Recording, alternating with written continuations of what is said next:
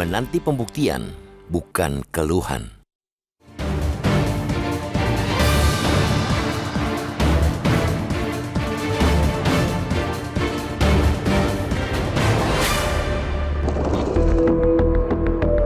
Citra buruk sebuah lembaga pemerintahan di mata publik hampir selalu disebabkan oleh kinerja yang buruk atau akibat perilaku tercela pegawainya.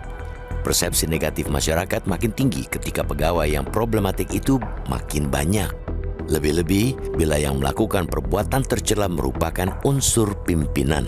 Ini selaras dengan peribahasa, karena nilas titik, rusak susu sebelanga. Pendeknya, hubungan sebab akibat sosok pimpinan yang mencoreng nama baik dengan citra lembaganya bukan hal yang aneh. Yang aneh ialah ketika ada pimpinan lembaga yang bersangkutan yang merasa heran citra lembaganya tidak kunjung membaik. Wakil Ketua Komisi Pemberantasan Korupsi KPK Alexander Marwata misalnya mengeluh KPK kini ditinggalkan masyarakat. Ia bingung mengapa masyarakat memvonis KPK buruk dalam kinerja hanya gara-gara satu orang. Bukan hanya menafikan pengaruh pimpinan, Alexander juga lupa bahwa masalah tergerusnya kepercayaan institusi anti rasuah itu bukan semata karena ulah satu orang. Publik mudah menebak. Satu orang yang ia maksud ialah Firly Bahuri. Mantan ketua KPK itu sudah genap 7 bulan menjadi tersangka kasus dugaan pemerasan terkait dengan penanganan perkara korupsi oleh KPK. Kita perlu ingatkan lagi kepada Alexander bahwa dalam kepemimpinan komisioner KPK periode saat ini bukan hanya Firly yang berulah. Ada Lili Pintauli yang diproses ke sidang etik karena diduga menerima gratifikasi.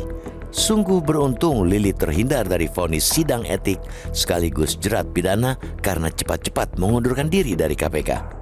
Selain keduanya, setidaknya satu komisioner yang juga problematik, Wakil Ketua KPK Nurul Gufron, menggugat anggota Dewas Albertina Ho ke Pengadilan Tata Usaha Negara atau PT-UN Jakarta karena tidak terima ia diproses dalam perkara dugaan pelanggaran etik. Gufron disebut menggunakan pengaruh untuk mengintervensi mutasi pegawai di lingkungan Kementerian Pertanian.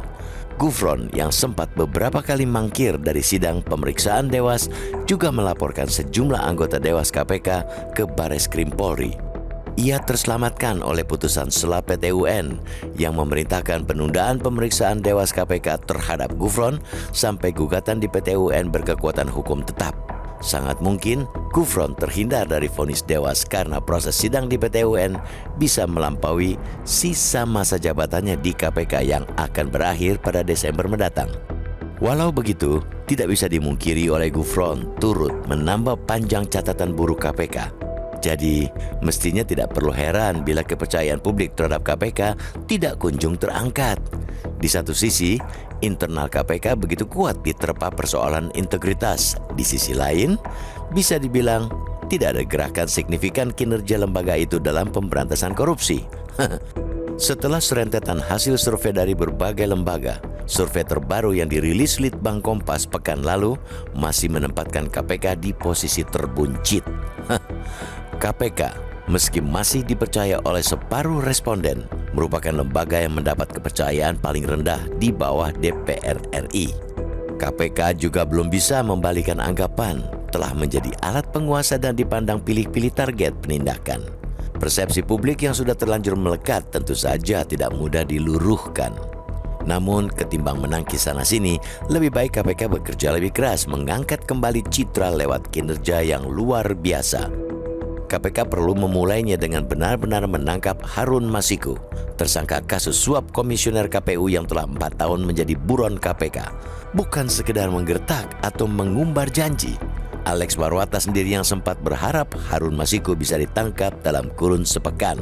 Publik mencatat harapan itu setara janji. Publik juga menantikan operasi tangkap tangan OTT KPK yang menjerat koruptor kelas kakap tanpa tebang pilih. OTT semacam itu bukan hiburan, malah bisa jadi satu-satunya bentuk pembuktian KPK yang dapat merebut kembali kepercayaan publik.